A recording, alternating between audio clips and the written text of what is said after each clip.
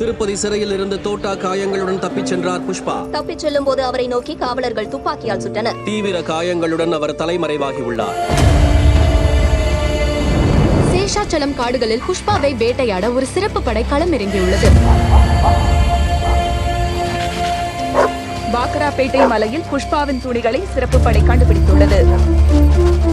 ரத்த கரைகளோடும் 8 தோட்டா புத்தல்களோடும் அந்த சட்டை கிடைத்துள்ளது. எங்க சிறப்பு படைக்கு கிடைச்சது. புஷ்பா போலீசாரால் கொல்லப்பட்டார் எனும் வதந்தி பரவி வருவதால் சித்தூர் திருப்பதி பகுதிகளில் கலவரம் வெடித்து வருகிறது.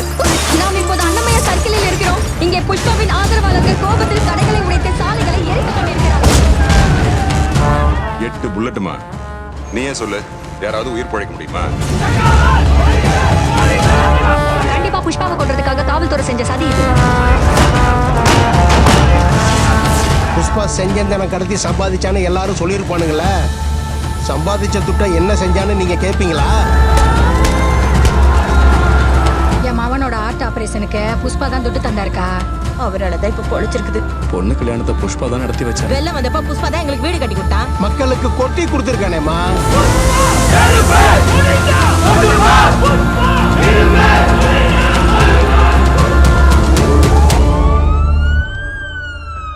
ஒரு மாத காலமாக தொடரும் கலவரம்.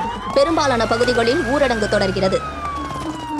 புஷ்பா உயிரோடு இருக்க வாய்ப்பில்லை என்றும் அவர் ஜப்பான், மலேசியா அல்லது சீனாவில் இருக்கலாம் என்றும் கருத்துகள் நிலவுகின்றன. புஷ்பாவை கொன்று புதைத்துவிட்டு காவல்துறை நாடகமாடுகிறதா? உண்மையில் புஷ்பா எங்கே?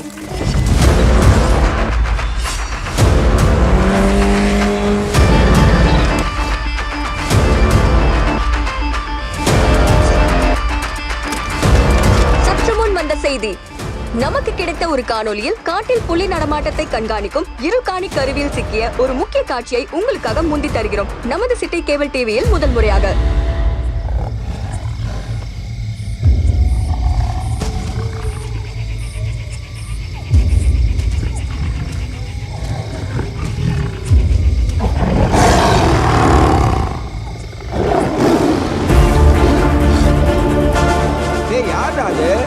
சரியா பார்க்க முடியல என்னால.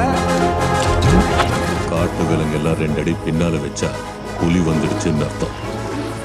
அந்த புலியே 2 அடி பின்னால வச்சா புஷ்பா வந்துட்டான்னு அர்த்தம்.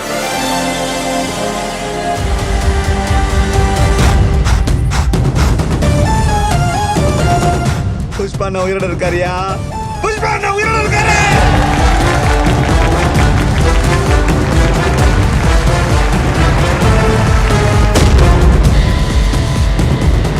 புஷ்பாவோட ரூல்